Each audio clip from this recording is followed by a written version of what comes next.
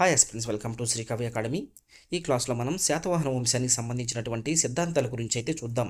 శాతవాహన వంశంలో 5 సిద్ధాంతాలు ఉన్నాయి. అవి ఒక్కొక్కటి ఏంటి, అవి ఏం మాట్లాడుతున్నామేనండి, ఈ విషయాలను అయితే మనం ఈ వీడియోలో తెలుసుకుందాం. మొట్టమొదటగా ప్రిజులిస్కి సిద్ధాంతం, రెండవది జినప్రభుసరి సిద్ధాంతం, మూడవది దీపకనికత, నాలుగవది ద్వాంత్రిషిక పుత్తలిక, ఐదవది అభిధాన చింతమని. మొట్టమొదటిగా మనము ప్రిజులిస్కి సిద్ధాంతం గురించి మాట్లాడుకుందాం.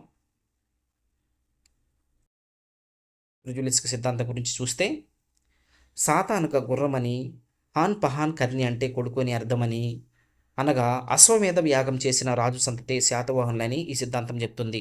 అశ్వమేధ యాగం అని ఆ యాగాన్ని ఎవరైతే చేశారో ఆ రాజుకు సంబంధించినటువంటి వంశం వాళ్ళే శాతవాహనులని ఈ ప్రిజులిస్క్ సిద్ధాంతం అయితే మనకు చెప్తుంది. నెక్స్ట్ సిద్ధాంతం జీనప్రభుసూరి సిద్ధాంతం. ఈ జీనప్రభు సూరి అనే వ్యక్తి ఒక జైన రచయిత. ఈయన యొక్క గ్రంథం ప్రతిష్టానపుర కల్ప గ్రంథం.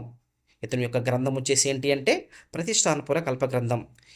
ఈ గ్రంథం ప్రకారం బ్రాహ్మణ స్త్రీకి నాగరాజుకి యొక్క సంతతి వాళ్ళే శాతవాహనులని చెప్తున్నారు. బ్రాహ్మణ స్త్రీకి నాగరాజుకి పుట్టినటువంటి సంతానమే శాతవాహనులని ఈ జీనప్రభుసూరి సిద్ధాంతం నుంచి మనకు అర్థమవుతుంది. అలాగే ఇతని ప్రకారం శతాది వాహనాలను దానం చేసినందువలనే వీరికి శాతవాహనులని పేరు వచ్చిందని ఈ సిద్ధాంతం ద్వారా మనకు చెప్తుంది. శతాది వాహనాలు అంటే 100 వాహనాలు దానం చేసినందువల్లే వీరికి శాతవాహనులు అని పేరు వచ్చిందని ఈ సిద్ధాంతం ద్వారా మనకైతే తెలుస్తుంది. శత అంటే 100 కదా, అందువలనే 100 వాహనాలు దానం చేసినందువల్ల వీరికి శాతవాహనులు అని పేరు వచ్చిందని ఈ జీనప్రభుసరి సిద్ధాంతం నుంచి మనకైతే తెలుస్తుంది. నెక్స్ట్ సిద్ధాంతం దీపకనికత. సోమదేవి సూరి రచించినటువంటి కథా సరిసాగరం అనే గ్రంథంలో ఈ దీపకన్నికత అనేది ఉంది. సోమదేవి సూరి రచించిన కథా సరిసాగరం అనే గ్రంథంలో దీపకన్నికత అనేది ఉంది. దీని ప్రకారం ఏంటంటే, సాతుడు అనే వ్యక్షునికి బ్రాహ్మణ స్త్రీకి జన్మించిన వారే శాతవాహనులని ఈ దీపకన్నికత ద్వారా అయితే మనకు తెలుస్తుంది.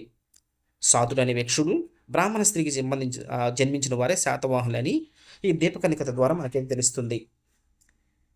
నెక్స్ట్ సిద్ధాంతం చూస్తే,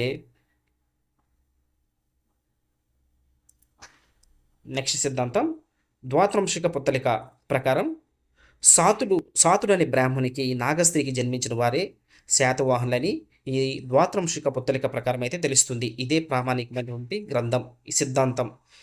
ఈ సిద్ధాంతాన్ని అందరూ నమ్ముతున్నారు. అందుచేతనే శాతవాహనుని బ్రాహ్మణ వర్గానికి చెందిన వారని పేర్కొంటారు.